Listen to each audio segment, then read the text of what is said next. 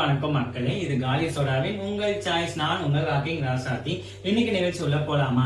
இன்னைக்கு நிகழ்ச்சியில எதை பத்தி பேச போறோம் பாத்தீங்கன்னா மக்களே, எல்லாருக்கும் உங்களுக்கு தெரிஞ்சதுதான். நம்ம செய்திகள் மூலமாகவும் ஊடகங்கள் மூலமாகவும் பத்திரிகை மூலமாகவும் நம்ம எல்லா நியூஸும் நம்ம தெரிஞ்சிருக்கோம். அது எதை பத்தினா ஈரானுக்கும் அமெரிக்காவும் உண்டான போர்.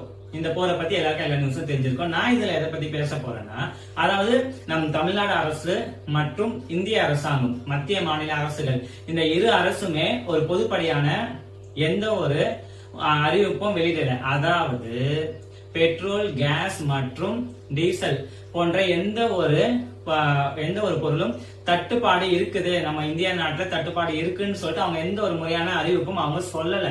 ஆனா இந்த போற போக்குல ஏதோ ஒண்ணு விட்டு போவாங்கன்னு சொல்லுவாங்க பாத்தீங்களா, அந்த மாதிரி யாரோ ஒருத்தர் சொன்ன வதந்தி, அதாவது இந்த பெட்ரோல் டீசல் தட்டுப்பாடு அப்படின்ட்டு. இப்ப அந்த வதந்தியால நம்ம என்ன அனுபவிக்கிறோம் பாத்தீங்கன்னா, ஒரு சாதாரண சூழ்நிலையை தவிர்த்து ஒரு அசாதாரண சூழ்நிலை. அதாவது பெட்ரோல் காலி ஆயிடுமோ, ஐயோ டீசல் காலி ஆயிடுமோ, நாளைக்கு நம்ம எப்படி ஆபீஸ் போறது, நம்ம எப்படி நம்மளோட அன்றாட வேலைகளை பார்க்கறது அப்படின்னு சொல்லிட்டு மக்கள் தன்னுடைய வாகனத்தோட இந்த பெட்ரோல் டேங்கை ஃபுல் பண்றது இல்லாம அதை தவிர்த்து கேன்களிலும் மற்றும் நம்ம இந்த 25 லிட்டர் கேன் வருதுல மக்களே, அந்த குடிக்கிற தண்ணி பாத்தீங்களா, அந்த கேன் மூலியமாக அதுல பெட்ரோல் வாங்குறதும், ஒரு பெரிய பெரிய பேரல் மூலியமாக பெட்ரோல் வாங்குறதும் நம்ம பொது ஊடகங்கள்ல நம்ம பார்த்துட்டு இருக்கோம்.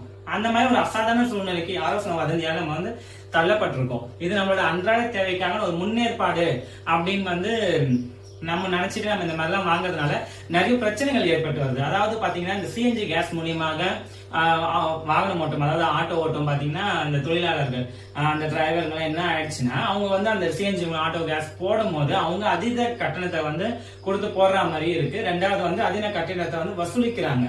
அதை நம்ம நியூஸ் எல்லாம் பார்த்திருக்கோம்.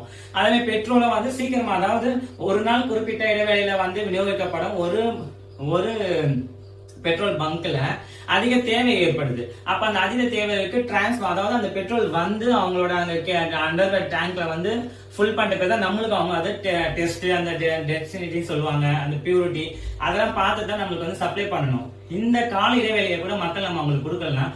அவங்க எப்படி அந்த சிச்சுவேஷன் ஹேண்டில் பண்ணுவாங்க?